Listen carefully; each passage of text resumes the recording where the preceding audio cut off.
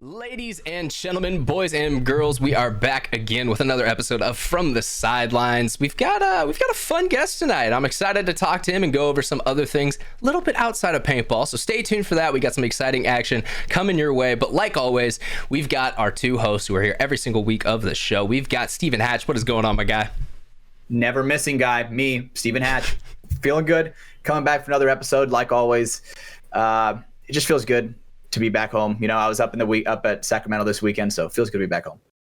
Oh yeah, man. We also got our other co-host who, you know, sometimes he misses. It is what it is. Brandon Baird. He's here this show though. Well, on the old camera setup, we got to mention that too. Yeah.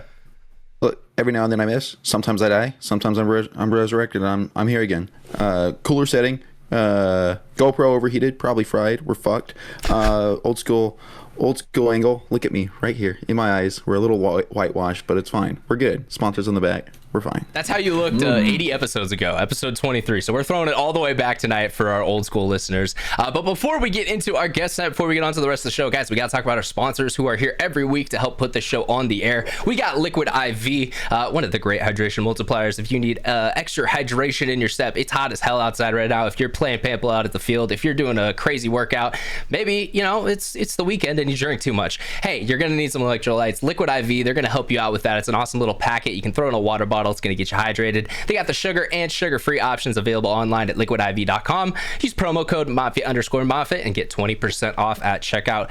One more time, promo code Mafia_Moffitt at liquidiv.com. Thank you to the guys over there. We also have a NECTR Energy, which I'm going to throw one of these in soon, but NECTR Energy, the awesome little energy pouch, similar to Zins or, you know, any of those other type of, you know, nicotine pouches that are out right now, but this one does not contain any tobacco or nicotine. It's just a little bit of caffeine and a neurotropic to keep you pepped up and going. It's good to go.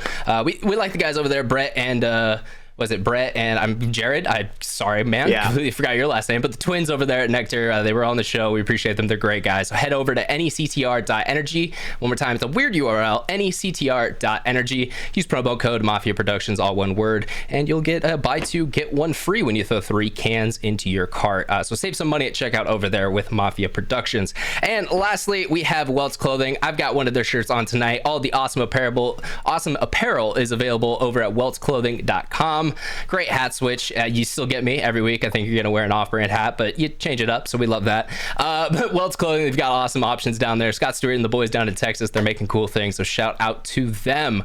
Use promo code FTS at checkout there and save some money at checkout with Welts Clothing. All right, guys, without further ado, let's go ahead and move on into the show. We have quite a cool guest tonight, someone who a lot of you guys out there may be a little unfamiliar with. Some of you out there are going to be very familiar with. We've talked about the show that he's a part of on the show before. So, you know, if you're a fan, you went and checked it out. I appreciate you guys because we told you to. But myself and Brandon, are you excited about our guest tonight? I just have to say, like, it's...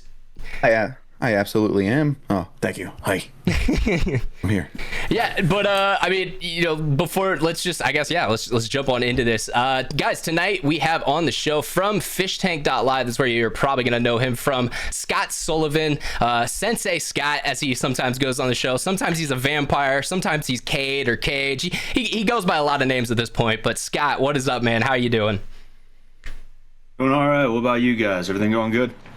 Yeah, doing it's been. brother. I mean, other than this heat wave currently, it's been pretty nice out here. Where you at, Scott? You on the East Coast? Yeah, I'm in Massachusetts. Okay. Yeah, it's been pretty weird weather-wise out here too. It's been like rainy and then it's been like really hot. Can't make up its mind out here. Yeah, and we'll get into it more later on, but I mean, for Bloodgames, that definitely did not seem fun. You guys seem to be roasting and melting out there at different times. So yeah, but I mean, man, let's kind of start from the beginning. I mean, let's say I'm someone out there, I've never heard of what Fishtank or Fishtank.live is. I mean, just real quick, you know, what is the concept? What's going on over there? You know, kind of who's behind it? So, Fishtank is like an internet reality show, right? And it's a little bit different from what you would see on TV because it's 24/7. You could tune in at literally any time, and you know, you could check in on whatever the fish, or you know, that's what they call the contestants, are doing. You know, there's a bunch of like challenges they'll do, and it's unhinged. It's very much you know, unhinged. That's part of the fun. I like to hear. I mean, if you're watching the show, it's going on right now. They have a separate little mini challenge thing they're doing, the cell. I've checked it out a little bit. I haven't joined much because I've been too busy. But yeah, check it out right now. Fishtank.live. You can kind of get an idea of what's going on over there. Yeah. That's that was something, because we were originally thinking about extending for at least a week Bloodgames, but then we decided against that because there were some logistical things that came up, and then the sell came just from like, all right, well, we want to keep going, what are we gonna do? And I think the sell is I think it's a really interesting thing that Jet and Sam and Ben came up with. Those are the guys that are the show runners. They're behind everything you see. And I'm excited to see it. I'm excited to get back in there, and it's going to be a good time. Yeah, man. I'm glad you mentioned them there. But Sam Hyde, Jet Neptune, and Ben Bush, correctly? Is that his last name? Ben Taylor. I got confused too. I was like, why is it Bush on the internet? But, okay, yeah. No, you got me, Ben. Yeah. But yeah, those are the guys behind Fishtank. And I mean, dude, they do so much work to keep that show up and running. And actually, that's cool. That rumor was true that you guys were going to go a couple more, another week or so. So yeah, people who haven't checked it out, it's definitely one of those things that you kind of have to experience live. One of the magic of the show is there is no VOD. You can't, unless someone clips it and like puts it on Twitter or something like that, you can't go back and just rewatch the whole show. So that is some of the magic of it. When it's going on, you have to have it up on your other monitor, because if you don't, you're gonna miss something that's happening. So, yeah, for sure. Even if you see the clips and stuff like that, it's not the same as when you're actually tuned in and you see the chat go crazy because like some wild stuff happened. And it's something where like if you see it on YouTube, you're probably gonna think, dude, I wish I saw that live. So Fishtank.live is definitely the way to go. Yeah. So can the fish see the chat? No, the fish can't see the chat. They have no idea what's going on. But gotcha. Chat can talk to the fish, and can you explain that concept real quick? Oh yeah, so there's different ways the chat, the audience can interact with the participants, the fish. One of them is TTS. They'll pay to have text to speech messages broadcasted in whatever room, or in the case of Bloodgames, it's typically through like a camera setup. And the results are pretty crazy. pretty I said unhinged earlier. I don't want to use that too much because it'll lose all meaning, but it is pretty unhinged because you get some of the like craziest, funniest, and honestly some of the most creative stuff that people are just sitting around thinking up. It's so fun. It is funny because yes, a lot of it just comes down to people finding out that if you type a certain character in, it'll say vertical bar. So if you just put a whole bunch of those in, you can spam for a minute and a half. But then also other times like like there's times with Jimmy this season where TTS can like be gaslighting someone into thinking something is either real or isn't real, and then that will start a conflict, which then if you watch for the next 2 days, you'll see play out over the air. So that's kind of the beauty of the show, is this kind of like voice from above that almost prods and pokes people into doing stuff, and that's something that can only happen from a live entity like this. Like Big Brother, it's recorded 6 months ago. You can't participate in it. Oh yeah, and I think that's one of the best parts of the TTS specifically is like me, I was never a fish, so I could only imagine what's going through their head, where it's like, okay, these people are paying to gaslight me, but also I know there's people that like me out there. How do I know if this is a gaslighter or someone who likes me? Oh, and like also they're going to be able to see conversations I can't. So like, should I listen to this? And it makes you insane, I'm sure. Is it Jet in the production warehouse just typing stuff to me? Because that's what it is some of the time. Like you can never trust it, but sometimes it's 100% telling the truth. And that's one of the kind of the funny things about TTS. There's also sound effects, fish toys. If you want to mention those real quick. Oh yeah, the fish toys. There's like cigarette delivery. You can do fish BNB, which technically that's not a fish toy. I guess that's a high level one. You're dropping dimes for that. Oh yeah, that's a really high. Yeah. Oh yeah. We also had alcohol delivery, which was a new one for Bloodgames, which was I found that one to be extra fun because I ended up taking some of the alcohol one night. I think people were like, no, I can't drink anymore. I was like, oh, Was I'll fucking take it. Was that the cell night? Nice. Or when you guys were up in the tower?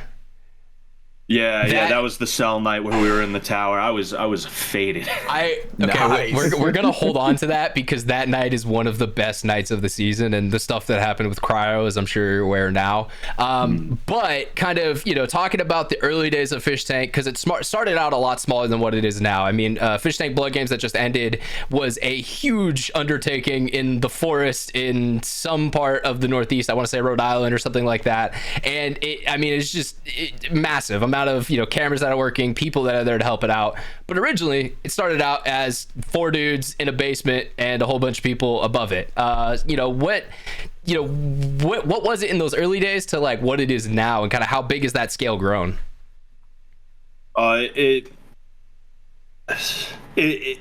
so hard to it's so hard to describe the growth, because you say exponential, but it's like, well, like what does that relate to? But like, I guess it's grown exponentially because, like, I remember the first time I walked in there, it was 2 laptops on a table, and that was like the technical side of the show. It was Ben, Jet, Tax, and a couple other of the guys would pop in here and there. Season 2, they had like an actual server. There was like a bigger setup. And then season 2.5 was like there was like a legit nerve center, in the woodshed. People hired specifically just to like hold the fort down while Ben and Jet and Mike, he was the Goblin. He was another one of the guys who was like shout really out big. Goblin, one of the best NPCs. Shout out Goblin. Also, that bit in the cell after was also great. I saw you were in there for that. I actually did catch that one live when he was freaking out at everyone about the Goblin bit. Yeah, people really thought that. People you guys thought got that some was people legit. on that, yeah. Yeah, and people were asking me, and it's like, I'm not gonna be the one to blow that one. Fucking nah, dude. Like, so sometimes you just get sad, bro. Like that's what I'm telling people. When you were sitting in the corner I think not it's been saying long enough shit, now. I was like, something's weird here. Like, I feel like there'd be more people involved than just the 2 people yelling at each other. Yeah. It was it was. They kind of planned that out a little bit. The thing is, like, everybody who's associated with MDE is like so good at improv. They're just able to take whatever's thrown at them and build off it. Like me, like I'm getting better, but I'm probably the worst out of all of them if I'm being honest. But like the way that like 2 people will just have like a silent understanding, and they'll just keep on doing that with whatever bit is going on, and you won't be able to tell, like, is this fucking real? Is this fake? What the hell is going on, man? It's really a sight to behold, especially up close. Yeah, no, I could imagine. Real I mean, talent. just being there, it's kind of hard to tell, like, all right, are we being serious right now? Like, is it, we're behind the scenes. Is this a bit? Like, can you please just actually give me the serious take? But it's probably awesome. I mean, they do create a lot of cool content that a lot of people latch onto, and kind of the proof's there. They make some cool things. Hatch, did you have any questions about Fishtank? I wanted to get you in earlier on this one. Yeah, okay, so one question I have, what is your personal favorite moment that you've been involved in? Has there been like a specific bit that you were like, oh, this is mine? That's a tough one. Honestly, so much happens that I forget things sometimes. I'll be like, someone will say, yo, dude, I love that thing you did on day 2 where you pulled your dick out. And I'll be like, well, wait, I did that? Huh? What?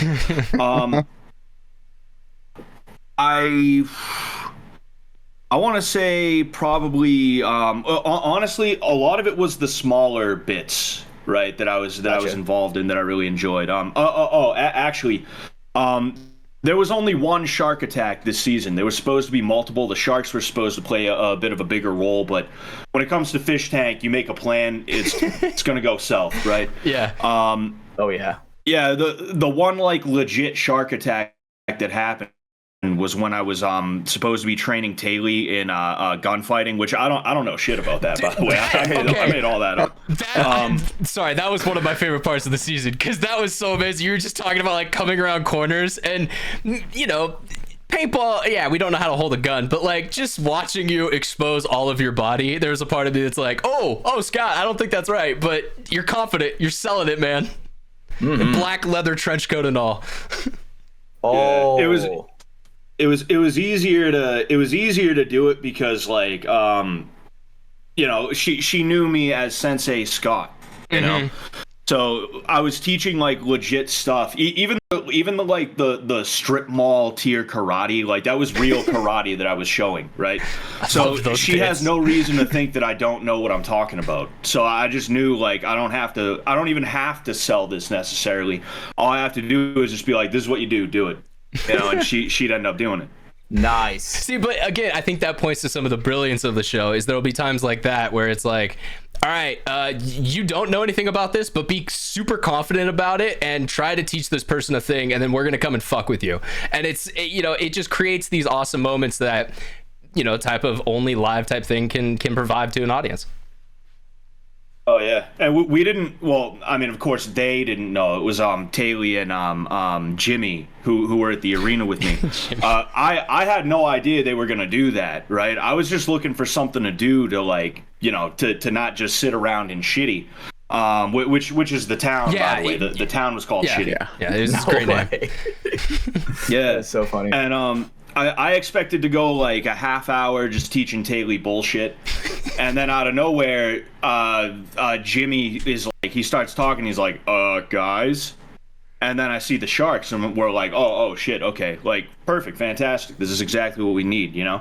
Mm-hmm. Okay. Yeah. Okay, so I do like the choice of let's not give Jimmy weapons to start the season.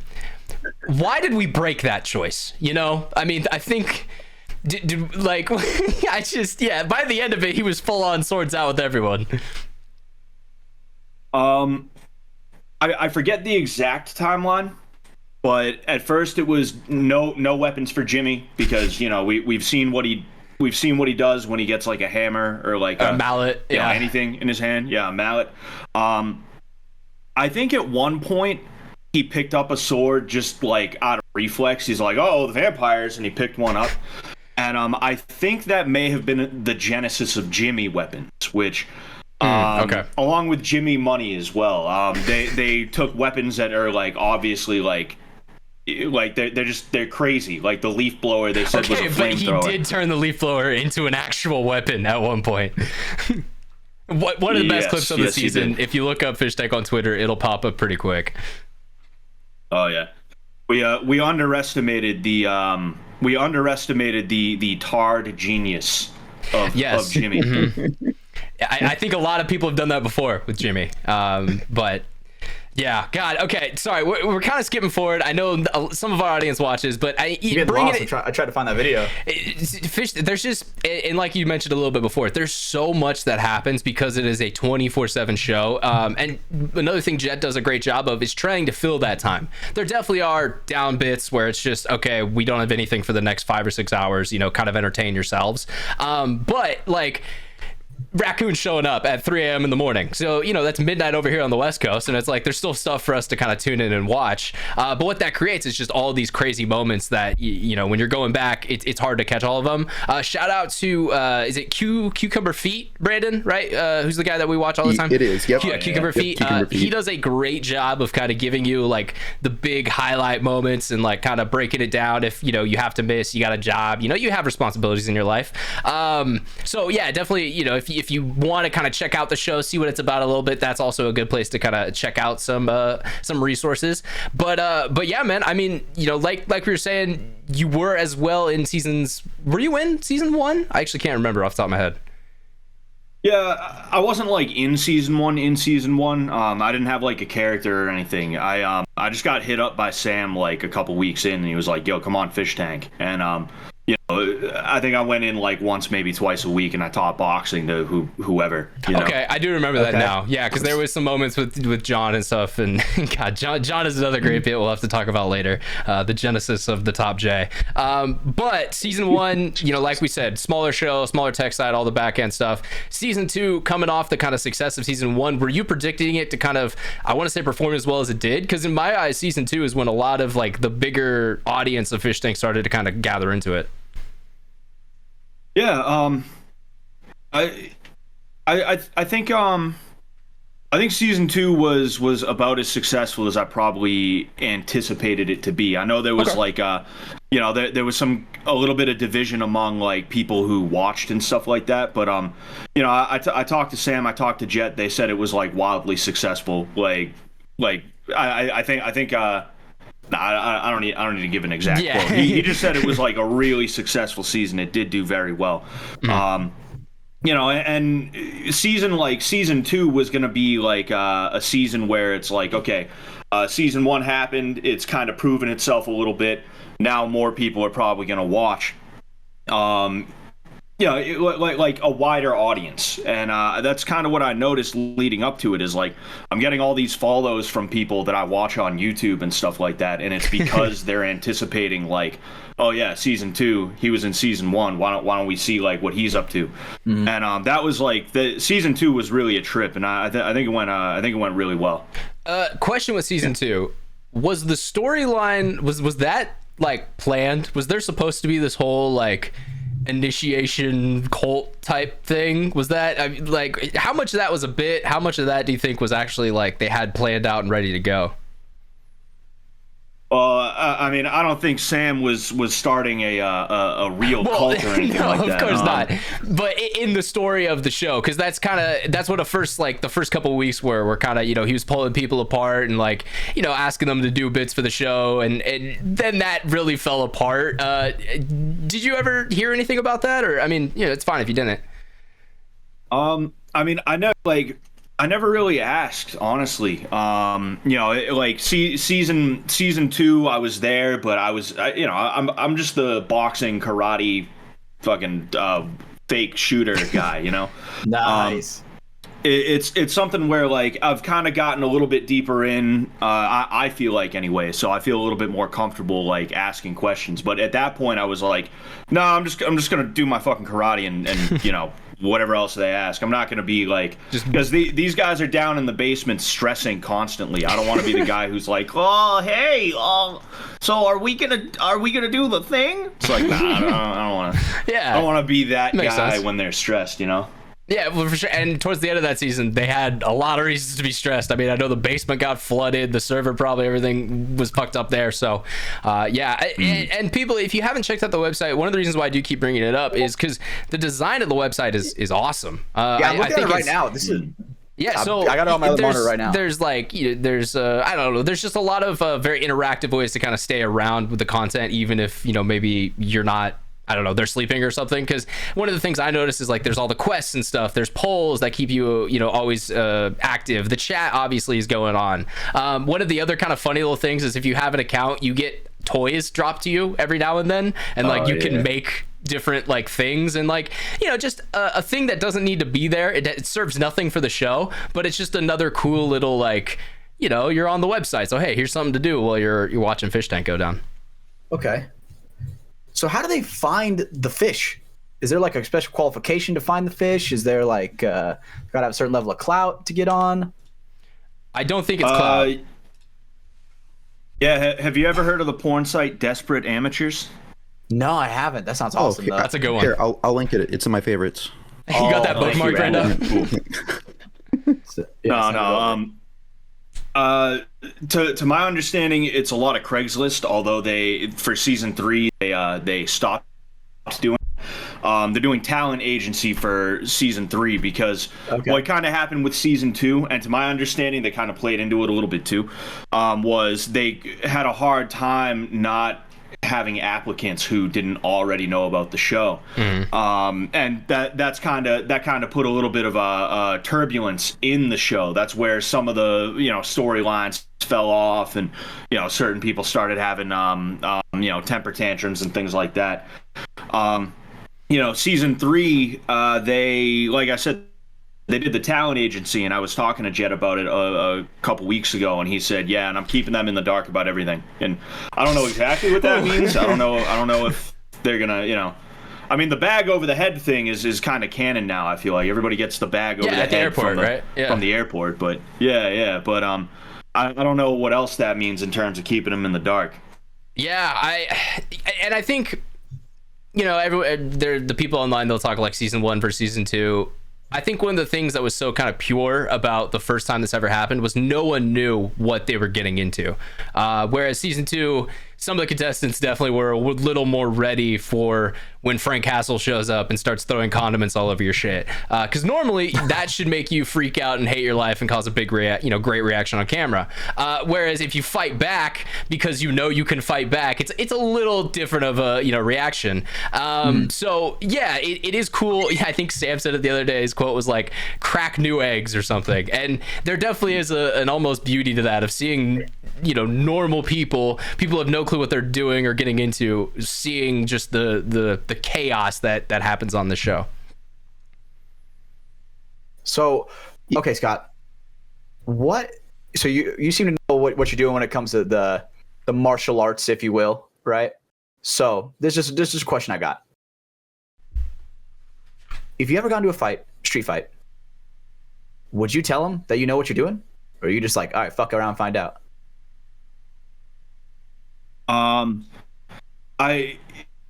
I probably wouldn't. There was a time where I would have, because I was like, oh, I don't want to fight people. And I still don't want to fight people. Like, I'm really not a violent guy overall.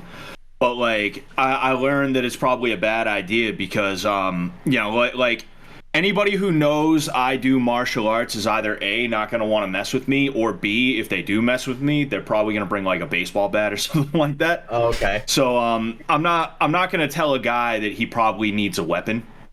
I'm going to be like, hey man, please, I don't want to do this. I don't want to do this. Oh, I guess we got to, Yeah. I'd rather it be that than like, hey, back off. I'm trained. I'd rather not do that. My fists are registered weapons in 48 different states. Hit him with that shit. Yeah.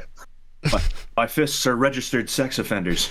Okay, no wait, that's just worse. I mean, speaking of, I wouldn't want to mess with that guy.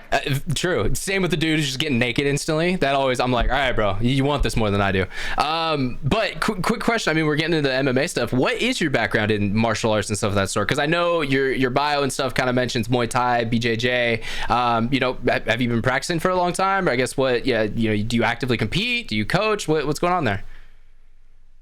Yeah, I've been doing it for well over 10 years. I started off with boxing when I was a kid, but I wasn't like serious about it. It was just something my dad taught me. And then in between sports, I'd like go to the boxing gym maybe a couple times a week. Mm-hmm. Then in high school, I started wrestling, and that kind of is what made me want to get into MMA, because I was like, well, I already know how to grapple. I'm not good at it, but I know how to. Mm-hmm. And that's when I got into the jiu-jitsu and the Muay Thai. I'm currently a brown belt in jiu-jitsu. The next belt is black, and then there's no belts in Muay Thai, but I'd probably be pretty high up there if there were. Yeah, you've been practicing for a while. Yeah, and then I also picked up karate a couple years ago. I'm a blue belt right now, and I'm actually going to be going for, I don't even know what comes after blue. That's just something I do once a week, but I'm going for the next belt soon. Nice. All right. That's awesome. Like, I guess, what style of karate? It's called Seido. It kind of branched out from Kyokushin. Kyokushin's like they call it knockdown karate. It's the stuff where like I said, I was teaching them like strip mall karate. Yeah. It's Rex Kondo type shit. Yeah, kind of true, kind of not true. I was teaching them stuff that I learned in like my karate class, but that's just like traditional stuff that they teach just because it's tradition. Mm-hmm. If you look at Kyokushin, usually you're not gonna. If you look up videos of it anyway, you're usually not gonna see forms or like kata. You're gonna see like dudes beating the shit out of each other, and that's hell yeah. So that's kind of the father of Seido karate. Okay, yeah, cool. We actually have one of the guys at the field. He actually just reached his adult sash in some form of kung fu. I'm actually not fully sure which division, but I went over there and I filmed it for him. That was very interesting to watch because I've never had any experience with like the higher level stuff, and dude memorized like an hour and a half of like choreography, essentially, like just different forms that are like 5 minutes long, and you're just damn, like he had like I think one or two little mistakes the whole time, and I was just like, wow, bro, like that actually it's crazy to not only memorize that but then also go through it with all the pressure of your family, friends, and everyone judging you, watching you. Oh yeah, it's that's like getting into the karate was like another side, because like I've never had to learn like any choreographed or like pre-planned anything, you know, in my life. So it is weird. I'm still on like very beginner type stuff. I haven't been doing karate for that long, but even that is like I get taught something new and I'm like, what the hell is this? How am I going to remember all that? And then like a month and a half, 2 months later, here I am. I can do it off memory without having to like think like, okay, next is this and then there's that. Yeah, muscle memory. It's interesting what the muscle memory. I was gonna say it's interesting what the mind can be programmed to do, but I guess it's really the body. Yeah. I mean, you do an action so many times it becomes almost just repetitive, and that's something Instinct. one of the bits that's reoccurring in Fish Tank is someone sparring with you or you holding gloves for someone, just at random times, the randomest times throughout the day. But yeah, I mean, you always kind of see that, like, you know, the guys who've done it more, the Sams of the group, who definitely have that, like, it's very consistent every time, whereas, you know, the guys who are definitely picking up and learning, it's definitely a lot more like each throw is a little different, each throw, you know, and it's finding that right, you know, kind of, oh, that's the spot, you know, locking it in. Yeah, it's funny going from Sam to somebody else, because like Sam is you know, he knows what he's doing. I mean, he's fought in a ring in front of people. Like, yeah, and then on top of that, he's just so big that like having to go from him to Taylor was insane. You know, I'm sitting here like, because when you hold pads, you don't just hold them out here. You have to, like, if this is the pad and this is the punch, you have to kind of like meet the punch halfway. And you have to do that harder if it's a bigger person throwing harder punches. So I'm almost fucking Taylor up by mistake because she's throwing punches and I'm like, oh. Yeah, it's like, oh, my bad. Just throwing haymakers at her. Yeah, dude, that is so badass. What is your favorite like hand combat moment on Fish Tank? Oh, I know mine. All right, let's hear it. I mean, I hear you guys'. I'm a new. I sparred with Sam on season 1. You know, that's on my channel, Scott Sullivan MMA. You know, I really like that because we were both, you know, we were flowing pretty well. We both were able to kind of get off like techniques and stuff like that we wanted to get off. It looked nice. It looked good. And then it's tough because there's so many fights, and yeah, that's something Hatch doesn't know. It might sound sorry that Hatch really doesn't have much. In season 2, there was a bell that people could ring, which would literally initiate a fight. So there was a lot of sparring that went down in season 2. So just to catch him up on that. But continue, Scott, please. Yeah, I was about to say, like, season 2, it would probably be either Greg versus Ben or the finale, Shinji versus TJ. You know, it's kind of hard to pick between the two.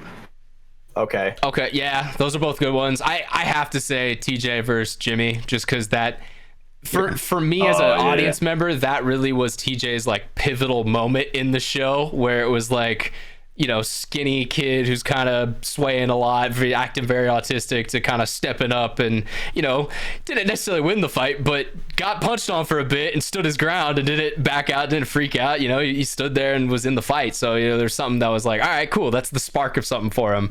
So that was mine. And, you know, that's something I don't know if we touched on, but just that is one of the cool things with Fish Tank is the random storylines that pop up, the almost character growth that you'll see in people. I mean, in season 2, we saw it a lot, especially with the guy I just mentioned, TJ. He kind of, you know, very much a different person after it. Fucking got a girlfriend from the show who, yeah, he's still with today. Like, yeah, you know, shout out TJ, bro freaking won the tank, sick, literally, and, you know, and everything else after it as well. And I mean, you know, it's, for people who don't know, you mentioned her there, Taylor, but on the show she went by Taylor, and you know, she shaved her head. Like, but that's some commitment, man. Like, you know, there's just there's some toughness. There's some wild things that that went down in that house, which is now for sale. You can actually buy the season 2 house if you want to out there. No way, dude. How much is it? They've like actually refurbished it, cleaned it up. I mean, if you know, nice. You know what went down there, but they definitely made it look like nothing ever happened. What? That is sick. FTS house? FTS house? Yo, we moving? I'm down. Oh. I'm so I have down. no idea where it is. Where's it at? Yeah, where's it at? It's It's Cumberland, Rhode Island, if I remember correctly. Cumberland, Okay. Rhode Nah, Island. it's all right. Never So mind. remove the East Coast boys. We're good. Goddamn. Almost about as east as you can get, too. Pretty much. That's like far out Yeah. on the tip there. Jeez. Mm. Okay, Damn. so Hash, I'm gonna stop you for just a second. Brandon, I know you kind of held yeah. back a little bit. Did you have anything for our guests? I wanted to let you get in Dude, tonight. You mentioned that you didn't really want to ask too many questions, right? Going into it when you don't want to stress the guys out anymore. But how much direction were you given to teach martial arts to the fish, or did they just say like, "Hey, Scott, go up there, teach him something for an hour or so"? How much direction did you have, and what was your ideas going into that? It really depended on the day. On some days, they were just like, "Oh, you here? All right, go on up." Other days, like this was kind of like a big moment early on when CK, Brian's girlfriend, or Brian's on and off again girlfriend, who they were in a situationship. Okay, to my understanding. Was this pre or prior to him hooking up in the tank? I can't remember. That was post. It was post That was that, post. yeah. Mm-hmm. Fish tank, Yeah, wild place. Oh yeah, her and Trish, the one that Brian hooked up with, they were like beefing like a motherfucker. And me, as much as I'd love to watch while I'm driving down there, I can't do that. So like I'm watching at home, and then I'm like, "Yo, do you want me to come teach?" And they were like, "Yeah." Everything's all good. I hop in the car, I drive. It was like I want to say like a 45 minute drive that day. I get there and they're like, "Dude, thank God you're here. It's about to go down up there. You got to get up there. You got to relieve some tension." Fucking. And then they told me they wanted me to do chokes. So they wanted me to do jujitsu with them. okay. And they were like, "Okay, you're gonna take Trish and CK. You're gonna have them choke each other." Which is like a Nice. crazy move to do, all things considered. And unfortunately, like I didn't know what was going on. They told me that there was like a lot of tension up there, but I didn't know exactly what was going on. And I kind of I wish that I made CK do it, because I was like, "All right, everybody grab your stuff," and then she just kind of sat there, and I was like, "Oh, I guess she's not going." I was a little too nice, I should have been like, "Hey, I don't give a fuck. Get down there." By the way, my name's Scott. Nice to meet you. Yeah. Yeah. I'm sensei around these parts. Yeah. Well, it really depended on the day, though. Okay. All right. So you didn't necessarily have a lesson plan going into it all. God. So like what I mean, what went through your mind? So they gave you that, that one instance, but was there another of just you kind of had to go up there and wing it yourself, Oh yeah, that was day one. I didn't really wing it. I they asked me to do karate, so I was just like, all right, we'll do karate. Day two, I tried to kind of build off of what I did on day one. Not like 2 days back to back, but day one of karate. Mm-hmm. I think it was like 2 or 3 days later there was day two of karate. I tried to build off of that, but I realized that it was like just gonna fall apart. So I was like, oh shit. So I actually kind of just deferred to kickboxing, and things like that. Yeah. Another question with season 2. How bad did that house smell by the That end? was my next question. Yeah, that was no joke. Literally my next yes. question. Man, There was a lot I'll of never horrible forget it. things. Yeah, the season 1 house smelled bad.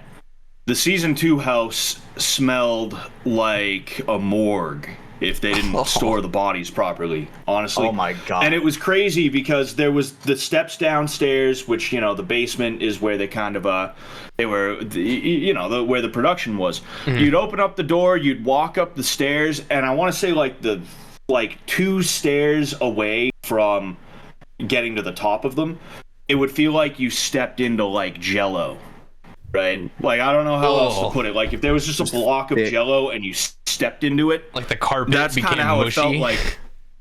Yeah, like the air became thick and moist, and you were just hit with this like disgusting smell. It was so Like bad Florida. that basically, yeah. But it was like so bad that Trish, she made tacos one night. I think it was the night we did the beach party thing, and I went up there and I hung out with them. She made tacos and they smelled so good. Like, I can tell Trish is probably a really good cook just from those things. Okay. And I was like so hungry, but I was like, nah, because knowing me, I probably touched the poop wall. And I can't wash my hands. There's no soap around. I mean, so I ain't doing it. Fatty was walking around naked around the whole place. Like, there was just poop in the whole home. Like, you just had to wash your hands. Shit. Didn't most people get sick after that? Like, I feel like I vaguely remember hearing that. I'd be very surprised if they didn't. I was sitting there watching everybody eat the tacos, and I was like, man, these people are brave. Like, holy shit, dude. Yeah, it quickly became an absolute disgusting place. And then they just destroyed the whole house for the finale and made it literally look like a swamp with the walls caved in. And yeah, they went hard. I brought him up there briefly. We've talked about it a little bit on the show, but I got to give a shout out to Airsoft Fatty because, I mean, it was noticeable this season that he's losing weight. From the second when he showed up in the truck, it was like, oh, you can see his neck. Like, it's still big, it's still fat, but you could see it now. There wasn't multiple rolls hiding it. And so, dude, honestly, I wanted to give him a shout out because fuck it, dude. Like, I know that's probably really hard to do at his weight, and you know that's the start of something. I know everyone has mixed opinions about Fatty. He threw up at the 4th of July lemonade chug. Dude, I was just about to say that. Which also was amazing because day before that, he's on Fishtank, goes to the lemonade chug, leaves the tank, comes back the next day and acts like nothing happened. Meanwhile, all of us in chat had saw what happened, but no one in the tank knew. And just another one of those brilliant, like, people interacting with the real world in the tank type moments. Lemonade chug? Oh, yeah. Oh, man, that was insane. Yeah, so did you see that video, though, Hash? Did I send that to you? Yes. Yeah, and honestly, full fish tank commitment, stays to camera, just lets it all go, you know, doesn't hide any of it, and respect, bro. Yeah, you just dropped the link there. Nice. But yeah, so shout out to him because it was definitely like, oh wow, Lord Thaddeus is not as fat as he was in season 2. Oh yeah, for sure. You know, we were all we're all really proud of him because like not only is he changing physically, but he's changing mentally too for the better. Like being naked and stuff like that. He said, I really don't want to do that anymore. I don't think I don't remember. I don't think he did this season. So, no, yeah, he did season 2 a lot and kind of drew his line there this season and said no. And hey, respect, bro. Hell yeah. Doesn't want to be known as a naked fat man. He's growing on me. I will say definitely way more. The picture that I think Hassel took it, but it was the night that he got married to Trish in season 2. That is one of the funniest photos to ever come from the tank. But you know, I'm glad we're moving past that. We're moving on, new direction forward. We like to see that. Oh yeah, and Chris is such a charismatic guy. He's just so like out there that he doesn't need to be known as like the obese like naked guy, you know. No. Even if he doesn't like end up with washboard abs or anything like that, like he doesn't need to be like a clown per se, you know. And I'm not saying that like he was being treated like a clown. Like we never treated Chris with anything other than like respect. We love that guy to death, but you know, like I feel like in the beginning he was probably like, oh, I have to play into this clown character or else nobody's gonna like me. And it's like, nah, dude, we like you because you're cool. You know, everybody likes you because you're cool. I think there's been moments on the show where you can kind of see, you know, Sam genuinely kind of cares for Chris and wants him to like, you know, move on and get better in life. And so it actually is kind of, that's another one of those like touching moments from the tank where it's like, oh damn, like, you know, within a year this guy's definitely lost some weight, you know, kind of got his head in a better direction. He's doing cool things like showing up at random Rolling Loud performances and, you know, just he's just doing stuff. And I'm like, let's go, man. Like it's cool to see him out there. So yeah. That's good stuff coming from that. Another person I wanted to shout out from 2.5 was Xavier. I don't know who the fuck this dude is because they didn't do a face reveal, but whoever played that character, honestly, props off. To go 14 days without once ever dropping your voice and character and just being that through everything, including PKA, and just showing up and being on a podcast. Like, the commitment it takes to do that is insane. So I wanted to give a shout out to him as well, because it was a brilliant performance from him all season. Oh yeah, Nice. he was just a guy who really liked LARP. You know, I guess they found him on Craigslist or something like that, and I don't know. He's just been doing it for a long time, as you can probably tell. That was actually my proudest moment in 2.5 was or one of them was and of course it didn't end up on camera, but I actually made him break character for a second. I made him laugh. Oh, fuck. So that was like yes, fucking yes, I did it. Yeah. like moment for me. Yeah, because I don't think Yeah. people realize, you know, after the first 2 days of never breaking character, I was kind of annoyed. By day 7, I was turned around, where I was like, you know what? Respect, man. Like, you know, fuck it. I could not do that. It was an absolute crazy thing to see, the ultimate commitment. The Yu-Gi-Oh playing, I also loved that bit, just throwing Yu-Gi-Oh cards in there. You know, I'm a nerd. I played Yu-Gi-Oh back in the day, so it was funny to watch people try and like work through that and have that be a whole plot line throughout the season. Yeah, man. Just it's one of those shows that, you know, I know some of the, you know, like Brandon's checked it out live. He kind of gets it. I know Hatch has checked it out a little bit, but it's hard to fully understand the whole craziness of it until you just go and hang out on the website for an hour. Because in that hour, a lot of unexpected things are going to happen, and it's just, you know, it's going to be amazing. I mean, Cryokeen, we didn't talk about him yet, but that was another one of just the absolute best moments from season 2.5. Jet ends up kind of having you guys and the other fish that are going on be in the tower, which is like, you know, this little elevated spot that was in one of the arenas. And you guys it's a cell challenge. So you guys the contestants have to be in there for the rest of, you know, until the last person leaves. Whoever leaves wins the money. You know, Mr. Beast type challenge. Everyone's seen it. Well, that was going on the whole time. Jet kept tweeting, doing messages on the site saying like, hey, something big is happening. Just wait. It's getting late. You know, we're getting to 1:30 a.m. where you guys are at, 2 o'clock a.m. You know, it's early in the morning, and all of a sudden 2 cars show up. And one is Oddbod60, who is he's a really big fan of the show. He's been spamming in the chat on the site, on Twitter, on many places to be in the show, to have something to do with the show for a long time. Jet reached out to him and yeah, got him on the show. So cool. He's the first guy. The second guy to come in is a guy, Cryokeen, who is a Twitter user who obviously he's been a fan of the show for a while. He does, you know, clips of the show. He'll tweet recaps, and also has decided to say some really disgusting things about the female contestants on the show. So he gets into the tank. He kind of gets what he wants. He gets to go and experience it. And they put him into a separate cell with Oddbod. So this is the cell where the site is now still currently live, if you want to see kind of what the environment they were in. But it was full of wooden chips. Oddbod, to his credit, gets it. 30 seconds in, he's digging around in the chips. He's swimming around, having a good old time. He understands where he's at. Cryokeen starts having a meltdown that he didn't sign a legal contract and that he didn't sign up for any of this, and, you know, all the penalties and stuff that Jet is going to face. Well, unbeknownst to everyone, you know, going on in the tank, Jet starts a vote for Chat, and that vote was, who do we pull from the original cell into this new cell with our new contestants who are going to be there overnight before they get brought into the tank. Chat decides to vote on Taylor, and so they grab her, and in one of the most disturbing shots, as we watch her ride her little fake pony to death, essentially, she's taken to the cell and instantly is sitting apart from these guys like they're the craziest people ever. And it just instant tension happens, instant drama starts to happen. About 30 minutes after Taylor's introduced into the cell, Twitter discovers that Cryokeen mentioned some really, you know, nasty things about Taylor, Summer, and a couple of the other females on the show.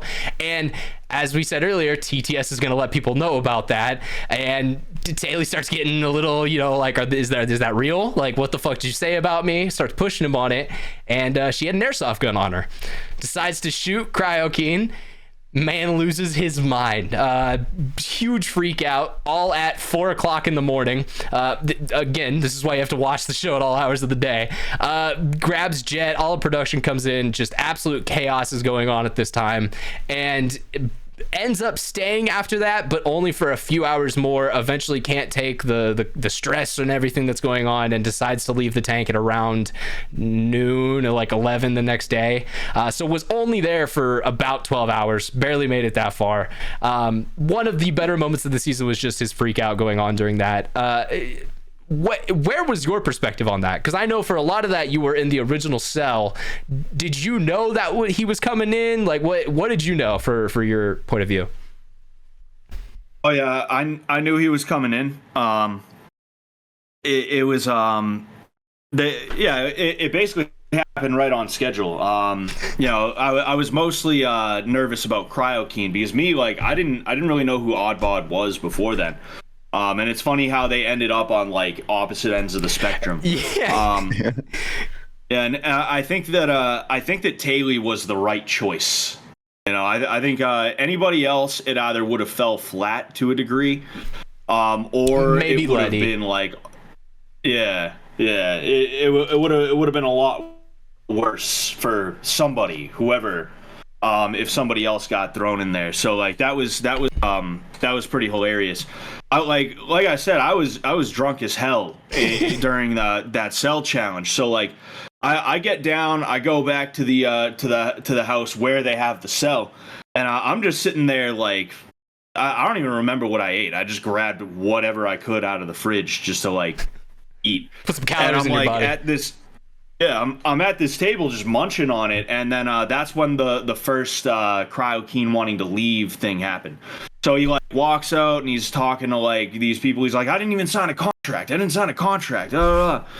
he comes out and he like sits. He doesn't sit. He was standing, and he's like, Scott, like, you didn't even have me sign a contract. Blah blah blah, as if I'm on his side or something like that. Yeah, you're just like, man, I'm eating. And me.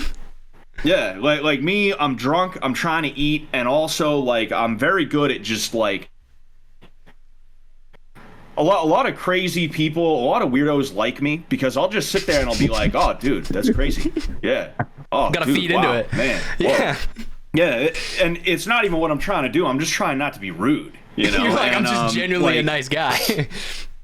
Yeah, I'm trying to be as nice as I can be. And He ended up asking me, like, do you have, like, a contract I can sign? And I was like, nah, dude. And he gave me this look, like, he was like, don't bullshit me. And I was like, what, you think I'm the contract guy? Yeah, I get so hit in the head Scott / lead attorney on the project, didn't know those two things crossed over. Exactly. Yeah. It's we keep it a secret. It's like a superhero. It's my secret identity. That's actually probably smart, because then people, they'll try to get you for legal defenses, but you're already booked up time wise. Exactly. Sensi Scott, attorney at law. But then I went to bed, and I ended up I woke up to a commotion the next day, hungover as shit, and that was the second time when he actually like legit left. And like me, I sprung into action. I wake up, I see people running towards the cell, and I was like, oh shit, I fucking hop out of bed. And that was like, I was just it happened fast, because being on the West Coast, sometimes the time doesn't work out, but I watched the late night stuff, and eventually it quiets down, and I was like, fuck it, I gotta go to bed. I finally gotta just sleep, it's over for the night. So I go, and I do it, and I wake up in the morning, and it's right as like all this is starting to pop off, and I was like, no fucking way. So I literally grabbed my headphones, I'm jumping on, and within 10 minutes he's gone, and I was like, what the fuck? Like, no, that was the best part of the show. How did he leave already? And there was the clips later of Jed even kind of saying that too. He's like, God, you just one more hour, bro. Like, just that's all we needed, and then you could have like been there and seen the people and done everything. Yeah, I think the difference between Oddbod and Cryo is that Oddbod wanted to be on the show. So when he was put on the show, he was like, fantastic, I'm on the show, let's hang out. Cryo, I think he wanted to be one of the guys, and like you don't get to be one of the guys by making rape threats and and being a general weirdo. Yeah, and I mean he instantly was already calling himself words that I'm not gonna repeat here because YouTube will strike us down instantly. But like, he just kind of instantly went to self-derogatory type stuff, and it's like, man, that's really quick. Like, you've been here 3 hours. Like, what the fuck? Like, I mean, yeah, I think what you said there is right, because Oddbod instantly, like I said, he got in the cell. No one said anything to him, and he understood the assignment of like, all right, time to be, you know, entertaining. I'm on camera now. And yeah, it just definitely wasn't the other way. So yeah, that's actually kind of cool to hear a little bit of the background, because yeah, it was he would walk out and it was just, all right, we have no camera coverage, you know, we'll see what happens when it finally comes through. I guess the other crazy thing of someone getting kicked off the show was Morrow leaving.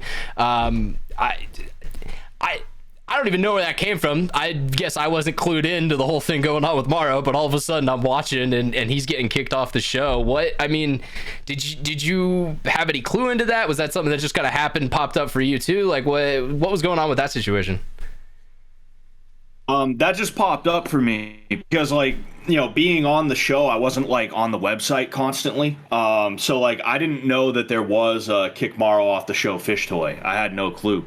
So like, we're all just sitting there. I thought they made that up, because like, I didn't even know that was a thing, and that's why I was like, what is going on? All right, cool, this is happening.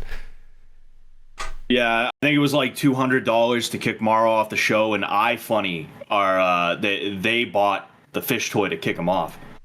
So thank you. Yeah, that was like a shock, you know. I was like, oh geez, okay, that's pretty crazy.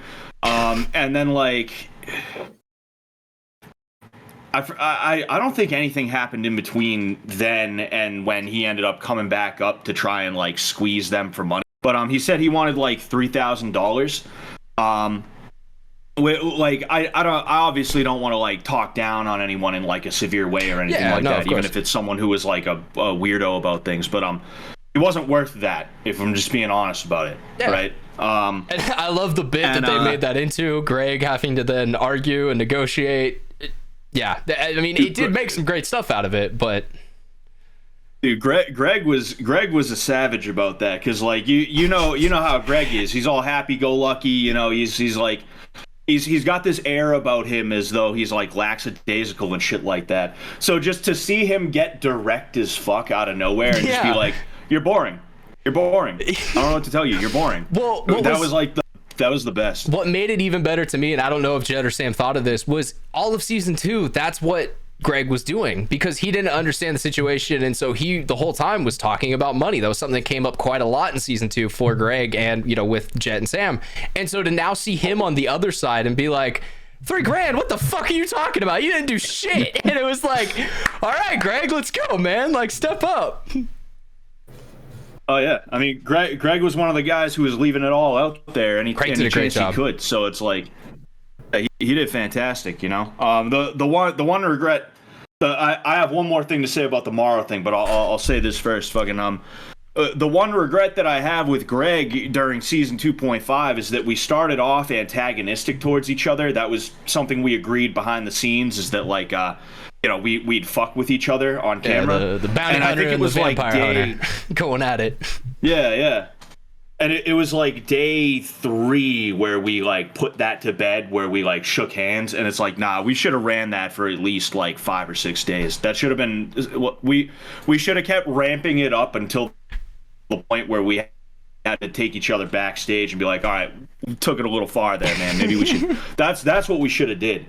You know, we'll save that for next time if we have an opportunity. You know, whether it's Cage and Greg Helsing again, or if it's you know, something else. But yeah, the funniest thing about the Morrow thing, right, was like season 1, one of the memes with him was that he was leaving. Like everything was Morrow's leaving, and you see his back turned to a camera with a rolling suitcase and a backpack on, and he comes out here and he tries to fucking like squeeze them for money with his rolling suitcase and the fucking backpack again. And it's like, dude, have you not been paying attention? They're absolutely gonna smoke you for this, bro. I'm not on your side or anything. It was but like, zero self-awareness, and I think that's what was so striking about it, because it was like, okay, maybe that's how you feel, but this is not the best place to be expressing that loudly for all to hear. Fish Tank fans, they could be pretty aggressive and they could be pretty vicious, and you're just giving them a lot of ammunition right now. Oh yeah, you know, I think he has. Some have that ego where they're like, oh no, it's fine, I'll be the loud guy in the quiet room, and like not in a good way, in a way that's like, I don't give a fuck what y'all think, like you know, that kind of. And I think that's just kind of Morrow when he gets upset, you know. Yeah, done yet. Yeah, perfect. And dude, honestly, one of the most entertaining people to come out of season 2. Like, just, you know, he's him. I get why Alex has worked with him for a while. Like, just, yeah, very, very funny guy. He's an individual. We are gonna kind of, you know, move off Fishtank a little bit here, but I guess, you know, last thing to leave it on, coming out of season 2.5. You know, who was your favorite person to work with? You know, whether you were on screen improving, whether it was someone behind the scenes, you know, just kind of who was your favorite person when you saw him on set? You're like, oh yeah, this is awesome. That's a tough one because like everybody was really good, but I'd say probably a tie between Xavier and Brian. Me and Xavier, me and Xavier, a lot of the time, like we wouldn't leave character. We'd like go backstage and I'd still have my hand in the coat and stuff like that. And I'd be like, oh, Xavier, hello. And he'd be like, hello, Cage, you know, and we'd start riffing back and forth. And then we'd break character for a second and be like, yo, this is funny. We need to go out there and do this, you know. We're using good material. Me and Xavier, me and Xavier, we just had that ability to kind of riff back and forth. And he's so much better at it than I am. You know, I'm like, if anything, I'm the student, he's the master, but he's real easy to work with, you know? And then Brian was just so naturally like he was like a narrator who was in the middle of it all, right? Is like the best way I could put it. He was so good at just being able to be like, that's fucking bullshit, you know? Yeah. And that was it was fun to work with him that way. Yeah, another guy who just didn't break, committed to his deputy bit all season long. And you know, it kind of sounds funny out of the moment because you're like, all right, how funny could that have been for 2 weeks? It got better towards the end. The people who actually committed, Blacksmith and Blacksmith's wife, you know, like Soda Man, shout out Soda Man. Like there was a lot of really cool characters and stuff that guys just said, fuck it, I'm just going to commit to this bit. And the longer they did, the more funny the bit got. Yeah, everybody did so good. You know, I'm so proud of everybody. You know, you mentioned Blacksmith's wife.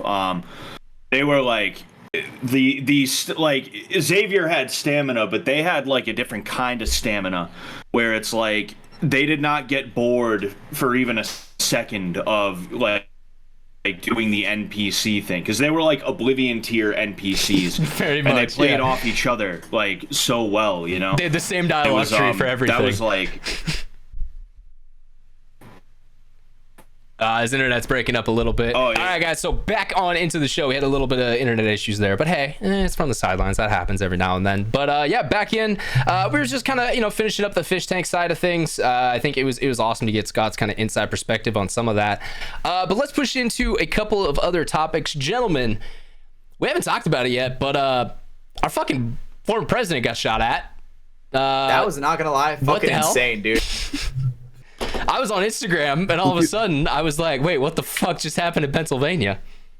That was wild. It was, I think we took, we were reffing Saturday. It was after prelims, I think. We went to go eat pizza. Sat down and I pulled my phone. I was like, holy shit. Yeah. I'm like, holy shit. All I see is like his ear bleeding. What the fuck happened? Dude, they tried the JFK solution, bro. Shit. I was taking a nap at that time. I was like, I laid down for like a half hour. I woke up, I pulled my phone out, and I saw probably the same picture that you did. And I was just like, wait, what is this? And it took me like 15 minutes to process. I was like, no, that didn't happen. No, that's a deep fake. That's a deep fake. But no, it happened. Yeah. It wasn't until I saw the videos. I was like, yeah, I believed it. Yeah, I mean, there's already been 1,000 crazy facts and theories about how this happened or this happened that have come out. I mean, it happens anytime there's some type of event. I will say, Trump, if he was not nearly as animated as he is as a person, he's probably dead right now. which is crazy because everyone for years was like, I just wish he'd be like boring and just like talk normally. And it's like, well, no, motherfucker, that just saved his life. His, constant head movements and points and fingers. So Joe Biden ain't dodging that bad boy. No, Sleepy Joe. Sleepy Joe is not making it out of that. We'd have President Harris right now. Yeah. Oh, fuck. God, I don't want to imagine that. I thought that was so crazy because it's like, realistically, every single day there are probably assassination attempts like by people sending in like fucking rice in through the mail to the White House or some shit. That shit probably happens every day, but like obviously it's never really brought to light. Okay, ricin isn't that easy to make. I know Breaking what I'm Bad saying? made Like, it seem easy. fucking poison dart frog in an envelope. I don't know. Some anthrax. What is this? 01 some again? anthrax. Did the towers just fall? Now everyone's getting anthrax in the mail. Let me see. I'll search it up on Amazon really quick. Can you buy ricin? I'm just kidding. Isn't that, No. Yeah. Right. So am I on a list now? Fuck. When the FBI visits, you can ask them. That's a good point. They'll probably know. He's like looking up all this stuff about ricin. The Officer, FBI I agent's swear. like, whoa. It's for a bit. I swear. Oh, Jokes, man. Jokes, Secret Service agent. But yeah, so that went down. That was crazy. Fuck. At this point, if he's not the president, I don't believe anything, because how does he not fucking win now? And like, good, finally, let's get these people out of here and maybe let's change some things around. When I first saw it, it was the picture of him like being like bloody and like putting his fist up in the air, right? And the he's caption so was content brained. I love it. Yeah, he's like, wait, pictures, wait. Yeah, in the video, he instantly was like, stop, don't just rush me off the stage. I gotta look good, kind of settled himself, and then fist up to the sky. And I was like, let's go, DJT. I saw that picture, and the caption was like, the aura is unmatched. And I'm like, damn, dude, that is true, bro. When was the last time we saw something like that sick? I felt patriotic as fuck, bro. I was like, damn, dude, Putin's watching this like. Honest question, was Reagan the last attempt? No, an attempt. I think so. I think like actually got with something like that public. Happening. Yeah, probably. Yeah, I mean, yes, maybe Secret Service has probably stopped some people over the years, but for sure. Yeah, so I mean, it's been 25, almost 30 years probably since that happened. So do you guys remember when someone threw the shoe at Bush in the middle of like a press conference? That one was funny. Does that count? I don't think that counts, bro. He just dodged that shit. It depends. How big is the shoe? How big was it? That guy did not warm up his shoulder. No, if it's a size 13, maybe. Hey. I could count it. Okay. So size If you're a 14s, change-up, not a that would count as a Size WMD. 14s. Damn straight. All right, so don't throw my shoe at the president. That's what I gotta remember in life. You can throw my average shoe at the president. I was gonna say size 5. Yeah, we're probably good there. That's a size 5 in women's. Yeah. That's right, Short King. Yeah. Damn. No, man. Holy But shit, fuck, that was ridiculous. I can't believe they tried it. I don't know who. I mean, we know it was one guy. No idea who else it was. But yeah, I mean, Secret Service did not really react well there. Did you guys notice how at the RNC he had a completely different group of Secret Service people around him, and there was not not one female in that whole entire group? That was so bad, bro. That picture was so bad for like hiding behind everybody. They did such a good job. They got the day off. That's what it is. Oh, okay. Or is it PTSD relief? That's what it is. Yeah, something like that. Yeah. Oh shit, taking a mental health day. I did love when we got to see the Secret Service operator guy come out of nowhere. Like 30 seconds in, all of a sudden there was a dude with like full kit on and an AR, and I was like, shit, is he always there? Like, where did this guy spawn from? A Rainbow Six operator? Essentially, yeah. Yeah, there's a couple there ready for shit to go down. Well, shit already went down, but fuck. You know, one thing I thought was pretty crazy about it. So I saw a video where it was like people in like the crowd, and they're like filming Donald Trump. And then they're like, hold on, wait a second, there's a guy on the roof. Have you guys seen this video? I've seen a couple of these. Yeah. And they're like, hey, that guy's on the roof. You know, I bet legitimately as soon as, because he's probably hearing like mumble jumble, you know, just fucking muffled voices in and around him. But as soon as he heard, there's a guy on the roof with a gun, dude, he's probably like, oh shit, like now or never. Trump couldn't hear that. No, I'm talking the shooter. Oh, I got what you're saying. Because, like... Right? He's, like, instantly, he has to, like, rush or, like, take the shot now or never. I was going to say, because, like, Trump, he had the monitors going, so he's hearing himself. He's hearing the crowd around him. He couldn't have heard that. But I see what you're thinking there. Like, the guy's like, fuck, they're coming. I got to go. Yeah. Yes. So I heard that there was a local police officer that actually like got eyes on him, that climbed up or something, and the guy pointed his gun at him. Are you talking about the 4chan post? Right? You talking about the 4chan post? No. Okay. Actually, I don't know anything about the 4chan post, right. But this is, I listened to something. Fuck, damn it, God damn it, Brayden. Who was Have it? your sources ready. Tim Kennedy. Tim Kennedy. I know what you're talking about.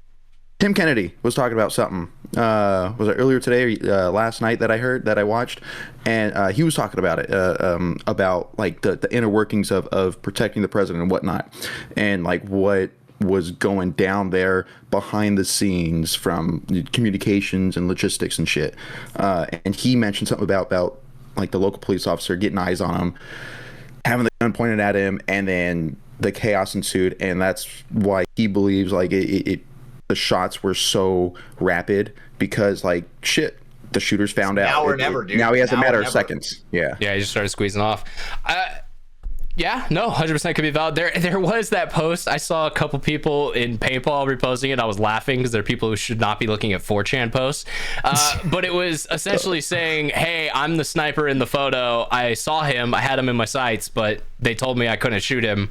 And then he shot, and then obviously I now can shoot him because rules of engagement. And I was like, I do not believe this to be true. I mean, if it is, that's fucking absolutely wildly crazy, but I don't believe the guy, the Secret Service agent, would go on 4chan immediately and clear all that up. That's fucking insane. Yeah, I don't think where the Secret Service guys hang out, you know? Yeah, they're not betards over there, you know? They're a little higher class than that. Hey. Whoa. That is a good question. You know, what would you do if you were in that situation? You know, would you shoot him? I would hope my Secret Service are. Well, that's something that happens with like cops a lot of the time. Is they're so hierarchically minded that like they'll like if someone like falls into a not a river a pond and they're like drowning, they'll be like, oh man, precinct, what do I do?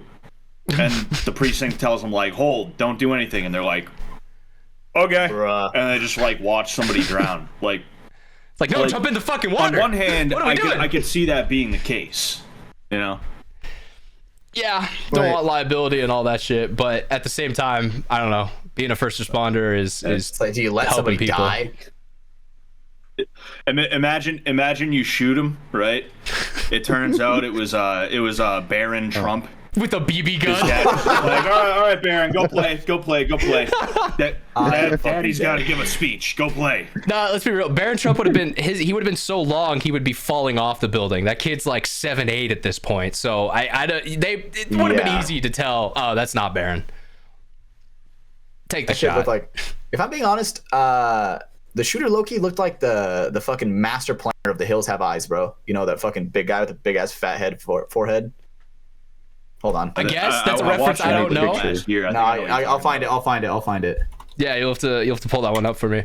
But yeah, I mean, did you guys have anything else on the president getting shot? Because yeah, that was crazy. It has not been done in America in a long time. You know, I figured maybe we'd talk about this, kind of hoping we weren't, because that was going to be my cool guy of the week. Because you know, who survives an assassination and you know make sure he gets that photo op. All right, hey, you can still make that your cool guy of the week. That's okay. You know, just because we talked about it, it's cool. Fire, dude. It really is. Yeah, I am not a political guy at all. I'm not even registered to vote, but here in some points in my book, shit was cool. Okay, Hatch, he does look like a little bit, but the head just a little bit more hair off. on the top. Just a little bit more hair on top. Yeah, and also not as much of a forehead. V undercut like jaw. That dude's jaw was crazy. I don't know how a human could develop with a jaw like that. It's like you had one of those. The jaw we're looking at now is too masculine, you know. Very much so. It's too square faced. Now I need an aftermath photo now, Hatch. Oh, I've seen those for sure. God damn it, guys. Those are fucking awesome, dude. All right, well, moving on.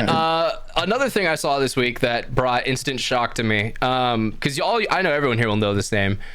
Guys, our boy Shoenice is back.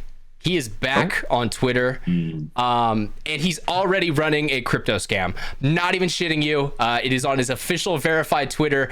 He's done like 2 eating things and is instantly posting buy my crypto coin on Solana. Probably saw how well Boogie did with his and is now just jumping into that same venture.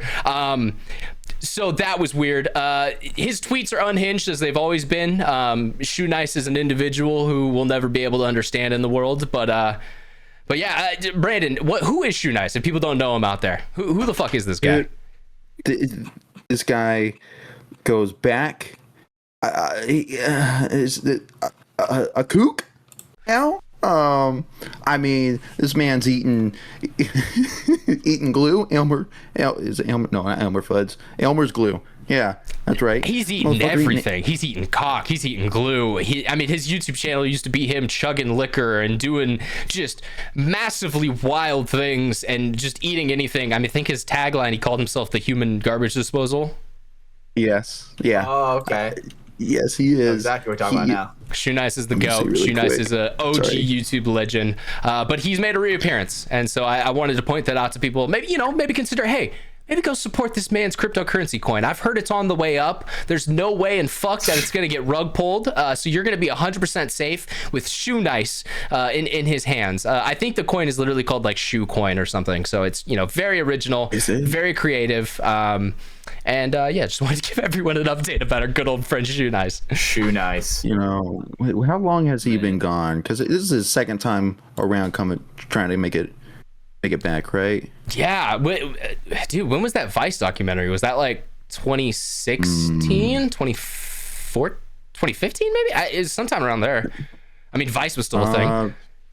Yeah, if that tells you anything, let's see, 11 years ago. Holy shit. God damn, dude. He was supposed to be on season 2. We had him, but then I think something like popped up. That's fucking crazy. No way. Holy shit. That would not have gone well in there because, I've seen him on a couple podcasts. He's been on PKA, I think, once way back in the day, but it's just absolutely, like you said earlier, unhinged. It's the only word to use to describe a person like that. That's a good way to describe this guy. I've seen this guy's videos. Maybe for like I don't even want to say how much is the cameo fee? 2.5 season, but can we get him on the show, what we Brandon? need to do is give him foam swords. Yeah, give him foam swords and tell him to run around and shoot people. I'm sure that's going to go over well. No airsoft guns. No projectile. Maybe he gets the no weapon roll too. That'd be. Yeah. 2 medics in the tank.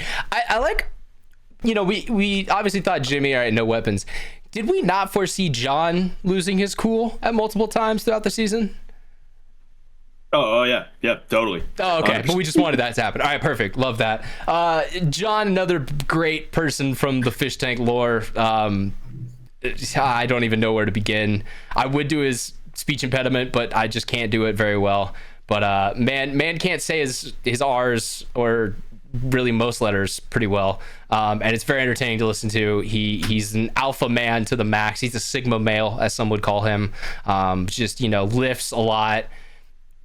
Yeah, I don't know how to describe fucking John, man. He is his own person. Very entertaining guy, and also had many freakouts and left the show early again this season.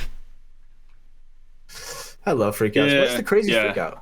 The time when John tried to burn Letty's passport because she was not I don't know where she's from, but she's not an American citizen, so she had a passport to be here, and there was he was gonna burn it. He was very close to absolutely destroying it. Holy I mean, is that right, Scott? That was the bit that it seemed like from the outside. Yeah. That I was in the tank, and then that was another example of I have to get in the car and drive, and everything happens. I was in the tank, I left, and when I got back, I saw that he was either going to burn it or tear up the passport. It was because she didn't burn his Bible. She threw his Bible in the washing machine.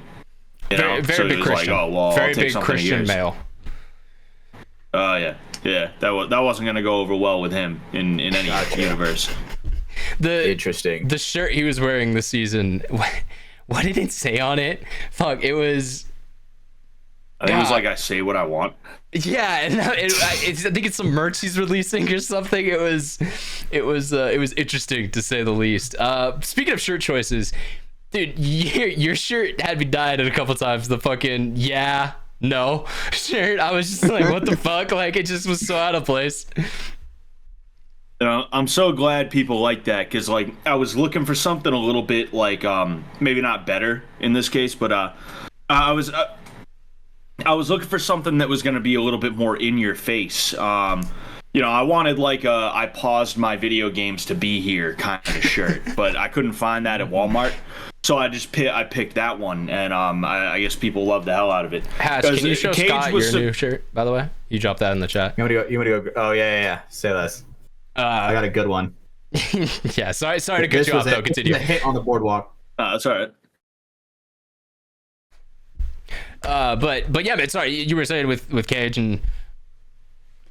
Oh yeah, I was supposed to have a bit of an arc where like I'd start off as like a brooding, mysterious, kind of badass looking guy, but then it would slowly be revealed that I'm really just like an anime dweeb. I'm just like a weeb.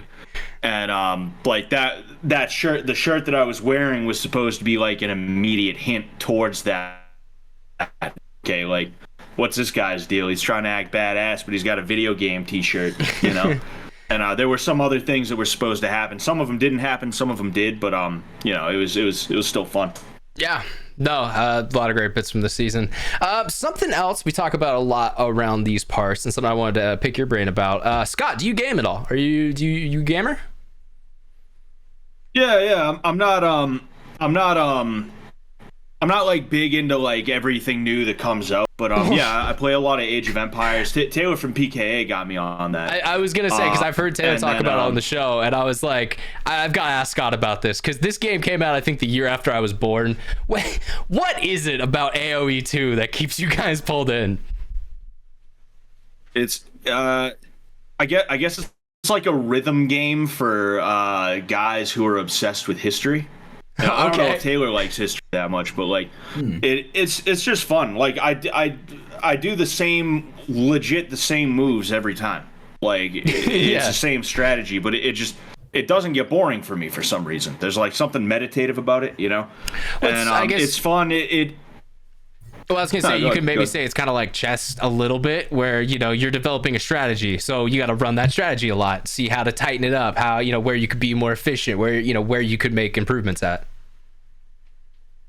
Oh yeah, that's a really good way to put it, And it kind of hits those like neurons in the back of your head from like when you were a kid and you had like mad army men, the little plastic ones, yeah, and you're just like smash them together, It's just really fun. Again. It's I'm glad weird. I got back into it. Yeah, no, that's awesome, man. It has been remastered, right? Like, what is it still the 90s graphics? Okay, so it is fully updated, because I hear about it. I've never really played RTSs, because those definitely came around as like being popular before. I would say I was like big into PC gaming, like the StarCrafts, the Warcrafts back in the day. But now it's just not a genre that's seen as much. So yeah, Brandon, maybe we pick up Age of Empires and play each other, because I know your computer will be able to run that. There's no way it won't. Oh, absolutely. Maybe not the remastered one, but the original version, for sure. Absolutely, I could probably do that. I've never really actually played real-time strategies either.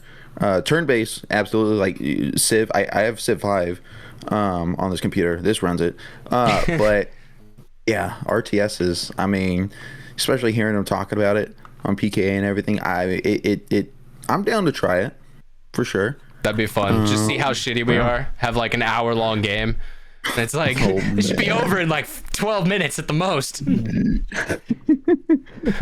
I'm still at that point. I've been playing for like months, and I have Taylor like helping me, and I'm still like dog shit at it. Yeah, well, I mean, I don't know. He's decently good at this point, right? I know he's played it for a long time, I would assume, I guess. Oh yeah, he's the best out of all of us, to the point where like when I'm playing with him and his buddies, we have to plan for him, where it's like, okay, you can't be on a team with this guy because you two are the best people here. Also, you're not allowed to pick a civ. You have to go random. That way we'll maybe have a chance of you hitting like a bad one. Yeah, And, or like a build he's not yeah. familiar with or something, and just that's actually that sucks. It gets to the point where you're like, we need random chance to help us beat our friend. That's literally it. He also goes easy on us too. He said he's like, yeah, when I'm playing online, I'm like trying to kill people. But here, I'll let you guys have chance, and it's like, oh, gee. Thanks, bro. Consider it. Yeah. Thank you. Best friend shit over there. But yeah, man. All right, cool. So AoE, I'm guessing that's where it cuts off at. I mean, any other games or anything that you're stepping into? I keep it pretty simple overall. I like the Fallout games. I started playing a game called War of Rights. It's like a Civil War first-person shooter, and it's like obviously it's not realistic, but it's cool that like you have to actually work as a team in it. Is it? There's also a lot of like fun guys to play with on there. Yeah, I've seen that. I play a game similar to this, but it's like World War II. This is where you find. This is like a multiplayer one, right? Oh yeah. So it's like huge servers. Yeah, there are people that Role-playing. will take this shit, dude, to the next level serious. And bro, I love that shit. I am that guy. That shit is so I love it. fucking good. I love it too, but it's because I'm kind of a shithead, and you can team kill in there. So there'll be some guy who's like, "Tally ho, men! Onward to glory!" and you shoot him in the middle of him trying to give a speech, and it just goes silent.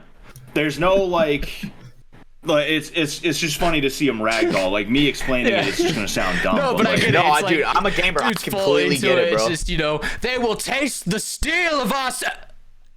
Yeah, It's the like, perfect, what the the fuck perfect just cutoff, happened to dude. bro? Yeah. And there's always a moment of silence because everyone's listening, and then they're just like, they have to process what just happened. And that's when everyone's like, what the fuck? That was like looking around, like looking funny. for like validation on like what just happened, like where did the shot come from? So Yeah, essentially what that's happened service with and figure Trump it out. in Pennsylvania. Yep, So that's what we're talking about. All right, cool. So it's just like a video Basically. game. Real life is like video games. Confirmed. Beautiful. But yeah, guys, Brandon, Hatch. Well, actually, Hatch, I'll let you go. I got some good ones. I know I you got have a some good question ones. lined up. I know this is your got a specialty. couple. So let's hear it. All right, Scott. Be honest. If you are in, we'll say, a random, average strip mall, that kind of like open area kind of thing. Abandoned or still active? I mean, it doesn't really matter, Okay. but there's just nobody else in it. Okay. I feel like it matters, but okay. Okay, so how many bloodlusted bald eagles do you think you would be like willing to take out? that See, are coming okay, at you? populated doesn't matter now because then there would be other people. So abandoned. There's nobody else. There's nobody else. It's just you and It's just me. bald me eagles. and How 5 many- American Eagles. Yeah, how many do you think you could handle before you were like overwhelmed, like to the point where you're probably gonna be taken out by some fucking eagles? That's a tough one because like I forget how big a bald eagle is. I feel like they're big, They but not are. like gigantic. Yeah, they're Like kind a of California condor, that's gigantic. yeah, they're Yeah. what's the right way to say it? They're bigger than you would expect because they definitely are still a bird. They're not huge, but they've They're got basically some velociraptors. and they got some low-key. mass to them. They could get up to 14 pounds. Okay, yeah, and that's just So- all muscle and hollow bone. So that's That's a actually big pretty turkey, strong. bro. Yeah. That is big, dude. I don't know. Like it. If they started off slow, I'd say probably like 15 to 20. But Holy like shit. if because my strategy, the way I would think of it is, I'm looking for anything I could use as a weapon, right? If I don't have weapons, I'm putting my back to a wall, potentially even a corner. That way, I don't got to worry about them coming like from the back. Great play. And I'm just gonna wait, and I'm gonna try and catch them as they're coming in. I'm just gonna like throw an overhand and try and take them out of the sky, because like they're 14 pounds. Their bones are hollow. Yeah. You know, like They're gonna be brittle. Yeah. like was said, and it probably wouldn't take that much to kill one of them. It's just that like if you got like 3 or 4 of them on you at a time, it'd probably suck. So as long as I didn't get rushed by like 4 of them like at once, I think I'd be good for like 15, 20. I feel like it would be like almost like a wave based where it's like, all right, you get one. Yeah. All right, now we're coming. Now we're getting two at the same Can I time. get zombie you got rules? two at the same time. Exponentially now you got harder. 3 at the same time. Yeah. So how many waves do you think you could survive, like at once? And I was thinking about that too. Probably like 5, maybe 6. You know, and it wouldn't be pretty. The first 2 or 3, I might get out, you know, relative to what, but basically unscathed. But like 4, 5, 6, it's gonna be ugly. I'd win, but it wouldn't be pretty. And I think Dude, they're bloodlusted, bro. They're going for your eyes. They're going for fucking everything. So they're bloodlusted, but I think this is a big advantage you have, especially with a bird. All you have to do is if that overhand right connects with like a wing, dude, they are 75% less effective because now they can't fly. So even if there's 6 of them, if you disable 3 of them, okay, they still may be hopping around coming at you, but I feel confident that I could outrun a wounded bald eagle. You know what I mean? So if I could get those numbers down a little bit, we may be able to go, I think, still 6 rounds, because I think at that point you're getting so many razor sharp talons that are getting a jugular or getting a femoral, or, you know, like it's starting to get really bad. I would say 6 rounds. That's my, like, I'm coming out just absolutely bleeding out. I need a hospital right now, maybe. Would if you hit one, you cripple one on the ground, I'm not, first of all, I ain't around. I think I could stomp out a 14-pound bird. But can I pick it up and use it as like a I mean, what? That's a weapon? Yes. That's a great what I was one. thinking too. The only problem I feel like is, what if they're like turkeys, bro? If you grab the neck and you start swinging like even remotely fast, the fucking body just flies off. Well, that's a projectile weapon then. Oh, there we go. You get one shot. What are the Natural You're leveling slingshot. up. Yeah. Oh, dude. I think actually the real answer is you just let the first one kill you, because that's America's bird, you know, and we're patriotic around these parts. Shit. FBI, don't show up in my house. I had nothing to do with Trump. That was the only answer. Yeah. Come on, guys. What are you talking about? Yeah, Come right. on. All right, we lose. Yeah, but I think realistically, if given space and if I could cripple a couple to start, I think, when we're getting up to 7 per, I think even then you get a couple down, that's still 5 eagles that are coming at you. So I think even the first one still has potential to get like, a good scrape on you, where it's like in the next 2, if it's you're like an endurance race. Arm guarding, you're getting some deep gashes. You're going to be starting to bleed, but I think you could at least keep it away from your neck, keep it away from, your underarm, your inner thigh. I think, you can at least stay alive. Yeah, there's not that much important things in here. Bone surgeon. Fine. Yeah, you're fine.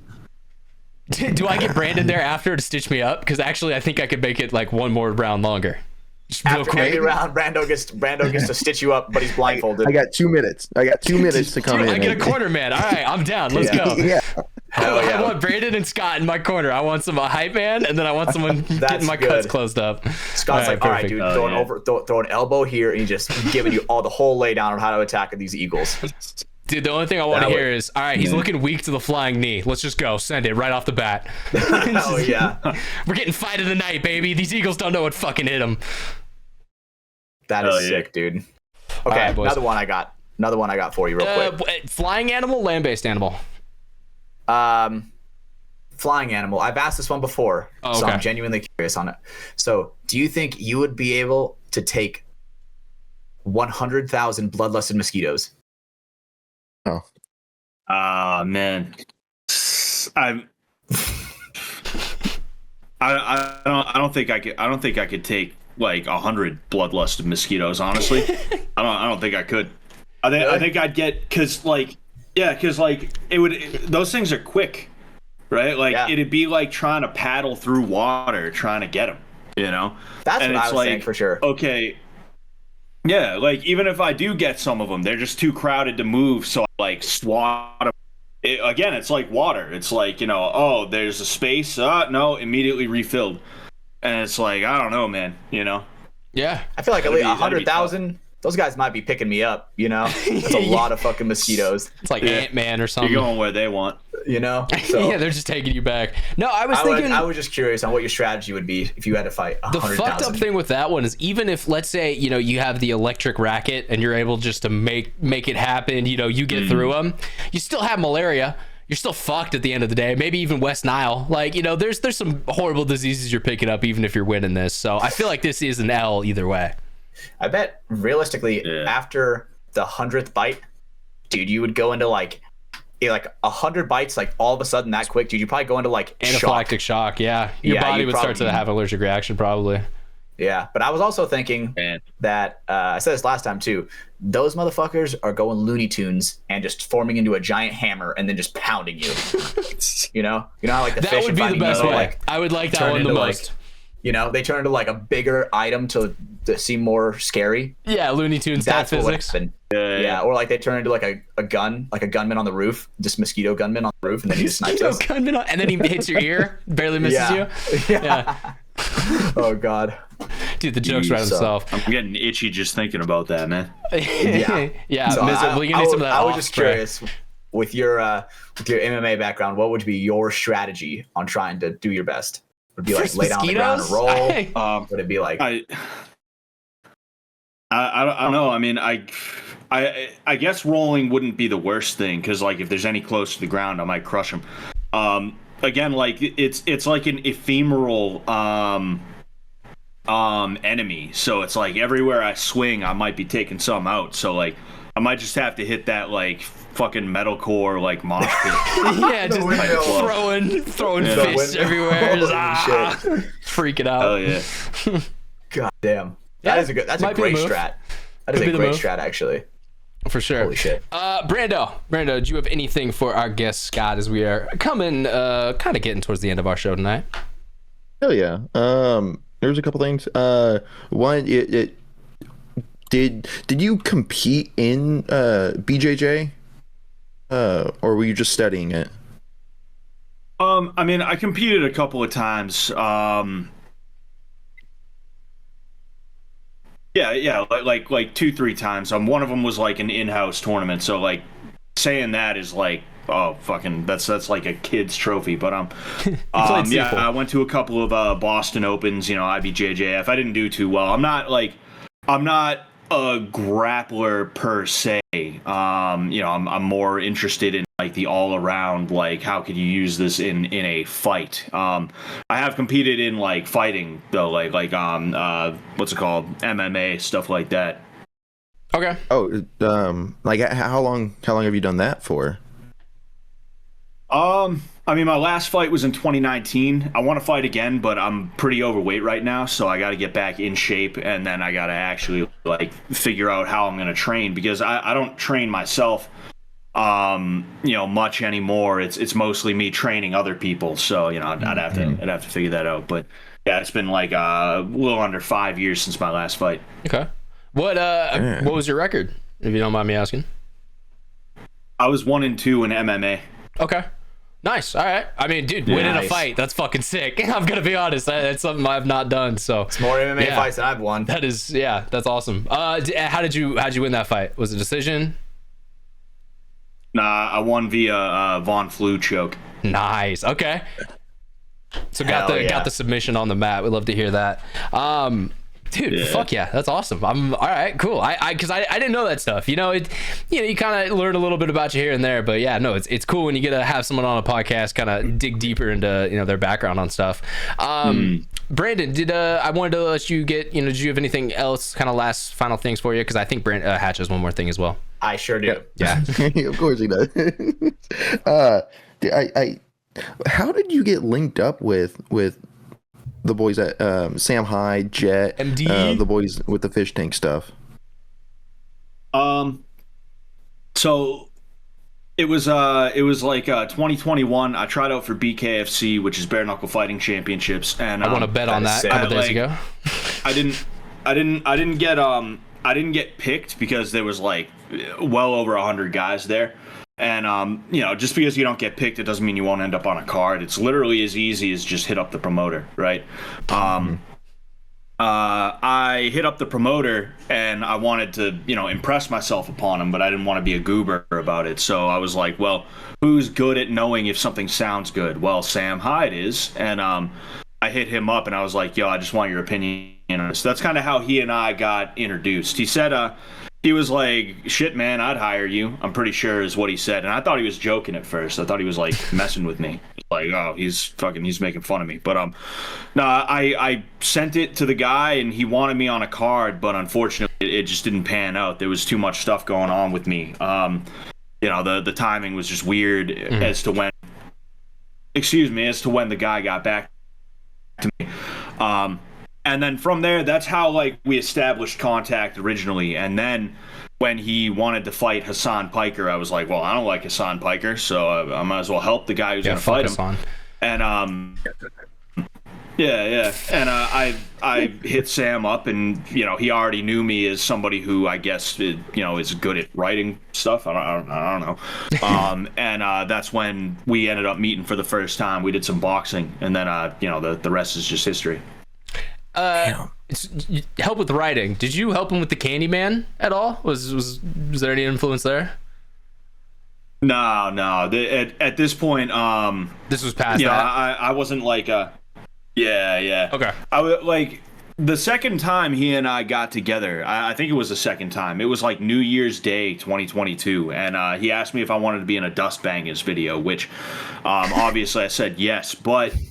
The video, for one thing, I didn't do very well. Like, comedy is a muscle, and that's something I'm getting a little bit better at as time goes on. But I'm still, I'm a T-ball kid in the MLB right now. Like working with Sam and when Nick and Charles are around and all the other guys. They're so good, and I'm just trying to catch up if I can. But be kind of intimidating. Oh, what was I gonna say?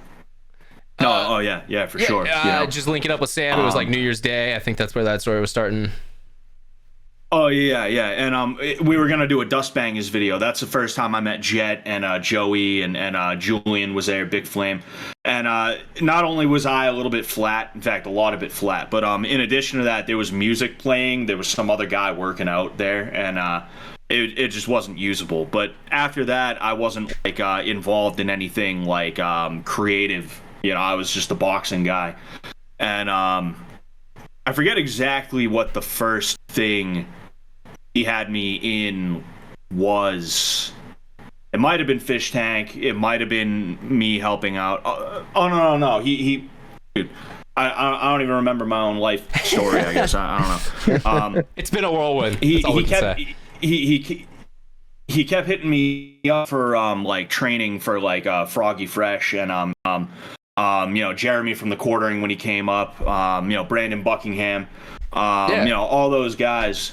And that's kind of how he and I stayed in touch even after his fight. And then that's when like Fish Tank hit, and then I was able to be an extra in a couple of World Peace 2 skits. And can't wait to see that. Again, rest is history. Yeah, I'm glad you mentioned World Peace there. Cannot wait to see that project. It's been a long time since World Peace 1. I'll never forget the intro with just his eyes bugging out of his head, and I was like, "What the fuck am I watching?" All right, cool. This is a thing. World Peace, crazy content. Well, yeah. All right, so awesome. Hatch, I'll let you kind of have the final floor here a little bit. This one's a little bit more on the edgier side, but I was asking some people over the weekend what they would do. I don't think it's too edgy, bro. I don't think so. You don't know Fish Tank, man. Would you rather be morbidly obese, like my 750-pound life? Like, dude, it's taking a forklift to get you out of your room, and there's no way to reverse it. Or a black guy in the 1850s in the middle of Mississippi, and if you ask if you're free, it's a coin flip. Ooh. Oh, it's God. A coin flip. Well, that's the thing. Even free in Mississippi in the 80s. Not very free. Exactly. Speed run to north. Speed run. I think I'd rather be obese because at the very least I can play video games and like. Thank you. Yeah.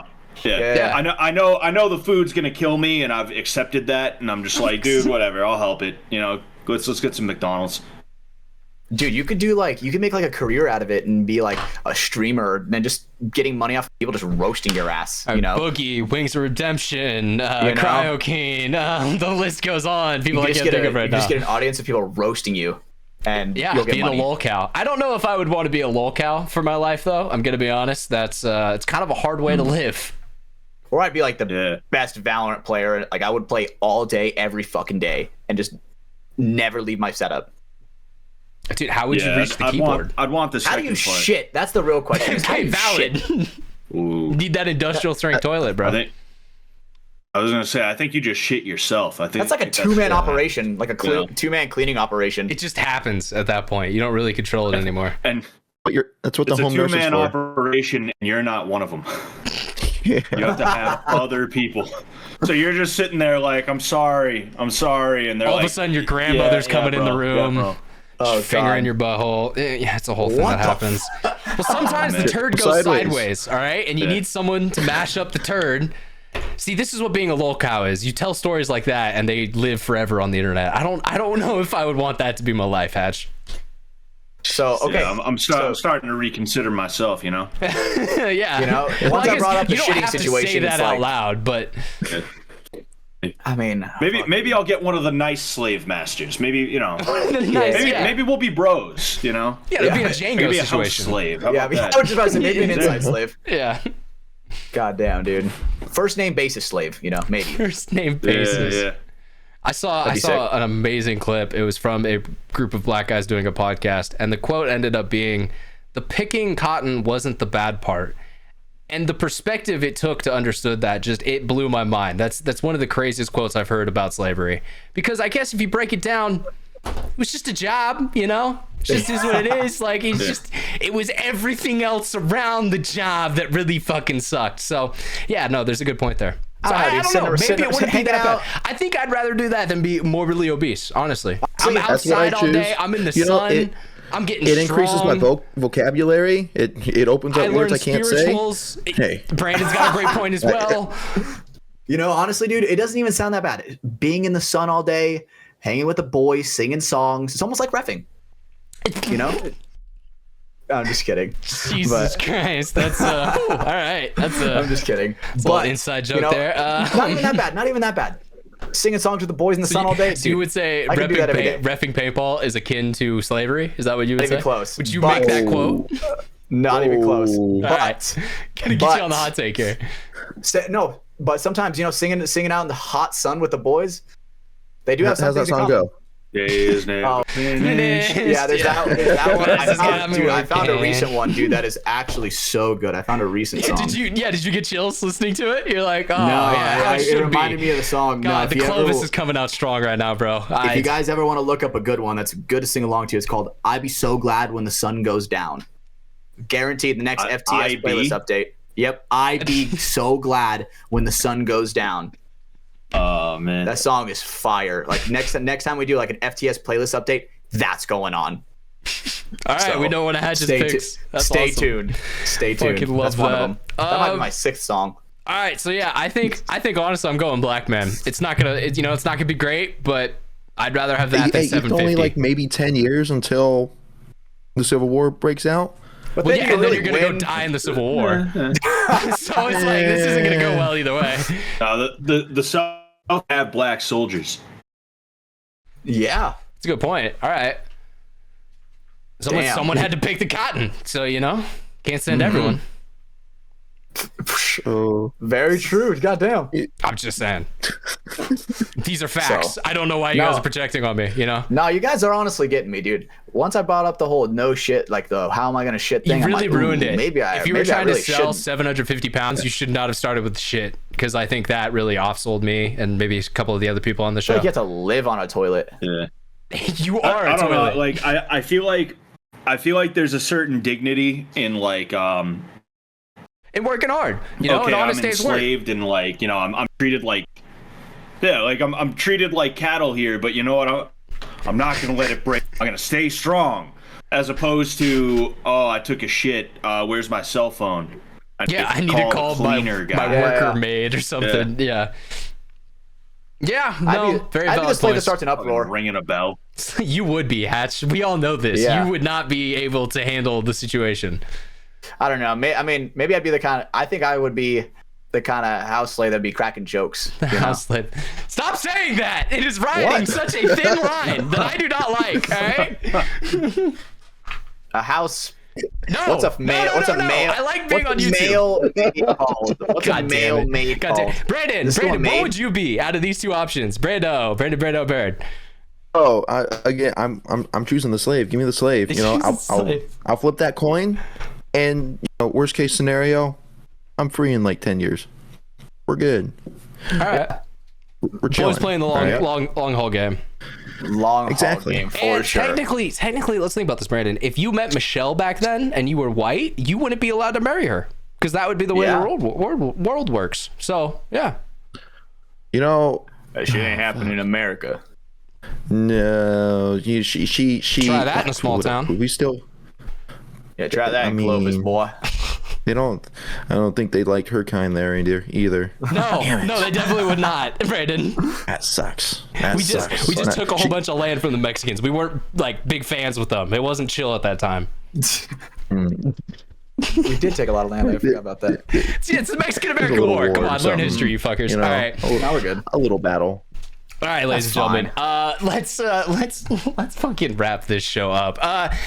Scott, thank you so much for coming on the show tonight, man. Our audience doesn't know it, but you're on the East Coast, so I know it is getting late for you. We appreciate you giving up some of your time tonight, some of your valid, your Fallout.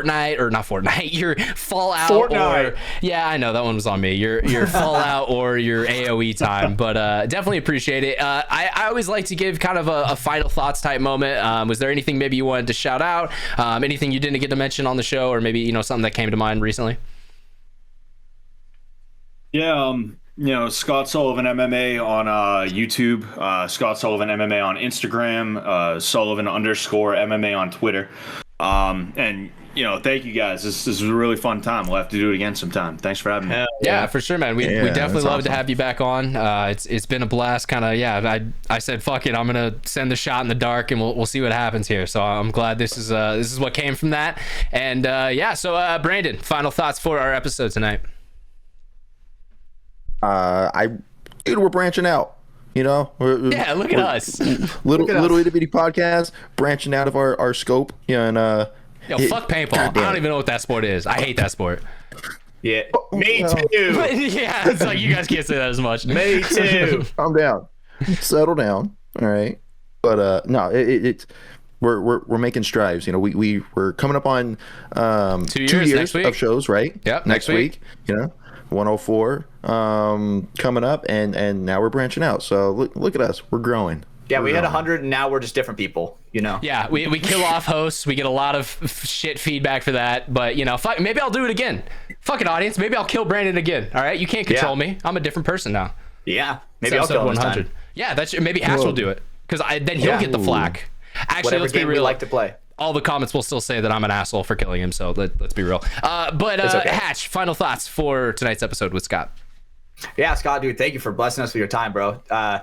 I wasn't I was a total noob when it came to like the whole Shark Tank thing, but I knew what Ryan was talking about. Ryan was like, dude, this shit is like fucking awesome, bro. You gotta watch it. Right? I've been trying to get you to watch the show for months now. No, let me tell you, I just made my account and I'm watching it live right now and watching all these sweaty motherfuckers in a room. One guy's on a fucking treadmill. The cell is its own thing, because the beauty with Fishtank to me always is the kind of the growing arc. When you put people in a place that they have to be confined in for a month, they're different people towards the end of that month than they were when they came in. And so I think the cell is a little different because it's it's a kind of a little off bit thing that they're doing. And I think there'll still be some funny moments from it, but it's a little different pieces of content. The shit's awesome, honestly. Yeah, I think season 3 is coming soon as well. I've been hearing whispers. I'm really excited to hear it. Maybe when season 3 kicks off, we'll have to have you back on sometime around there, talk about what's going on in the show. We'd love to have that. That'd be sick. Awesome. Yeah. Well, all right, man. Guys, I have a couple things that I have to remind. Actually, before we get to that, because my voice is breaking up, let's have Brando. We already know who the cool guy of the week is, so we need a code word of the week. Hatch, what is that? Since we're with Fish Tank, keep swimming. You know what I'm saying? Keep swimming in the fish tank, even if it's in a circle. Love that. Code word of the week, if you're just checking in, joining us with Scott, appreciate you guys for checking us out and staying to the end of the episode. Just drop the code word of the week either in a DM, a comment somewhere. It just lets us know that you stayed around to the end of the show, and we appreciate everyone who does. Brandon, officially, who is the cool guy of the week this week? Dude, it's our former president, Donald Trump, the Don. Assassination attempt, nicked his ear. Motherfucker still, stood up there, held the fist out. What'd he say? Did he yell fight? Was it? Yeah, fight. It was just iconic photo. Oh, yeah. Whether if you show it now or if you showed it earlier in the podcast, books. Ryan. Yeah, dude. It's so great. It's such a great photo. Blood on it and everything. I'm surprised he didn't get on the mic. He's probably like, it missed. The bullets was probably from China. I'm surprised he didn't get on the mic and just start going hard. Has horrible aim. Yep.